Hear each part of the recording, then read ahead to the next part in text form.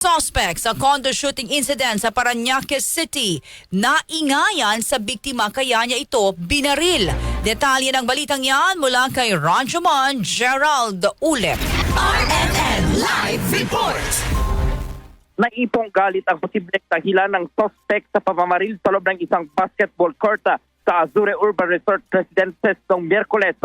Ayon kay National Capital Region Police Office Chief Police Major General Anthony Aberina, makailang beses na rin sinita ng suspect na si William de Guzman ang biktima dahil sa ingay nito sa kanyang unit. Anya noon pang nakarang taon, may alitan ang dalawa at uminit lamang ngayong buwan ng Marso. Malabas na naipon na sama ng loob nang nagkaroon siya ng tiyempo sa kanya ginawa ang insidente. So,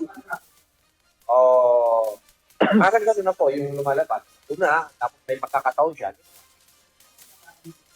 Ayun po yung kasama rin po tayo investigation natin. Pero we have to understand, may mga tao po talaga atang human nature na may mga tao po ganyan na nagre-resort sa violence pag may mga simpleng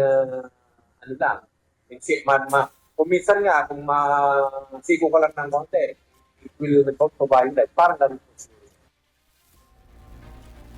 Samantala, para naman kay Colonel Nicolas Piñona, ang Chief of Police ng Parañaque City Police, palaisipan ngayon sa PNP kung sino at bakit hinahanap ng 59 years old na suspect ang isang babae dito sa biktimang kanyang binarila.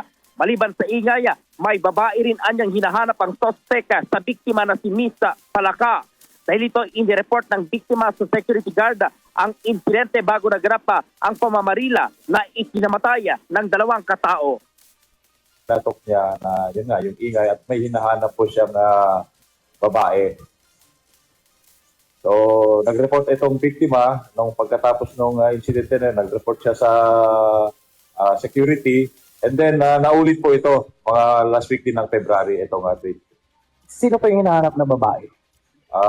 Allegedly, nakalagay lang doon sa incident report ng ating security is Miss Palaka lang nakalagay doon. Bakit na hinahanap po sa unit?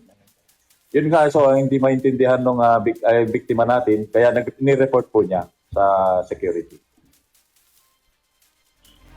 Yan ang sunurang tinig ni na NCRPO Chief Police Major General Anthony Aberina at Colonel Nicolas Piñon, ang Chief of Police ng Parañaque City, sa pagtatanong ng DCXL RMN Manila sa isinagawang press conference kanina. Samantala, sa sampahan na ng kaso itong suspect ng 2 bilang ng kasong murder sa Parañaque City Prosecutor's Office.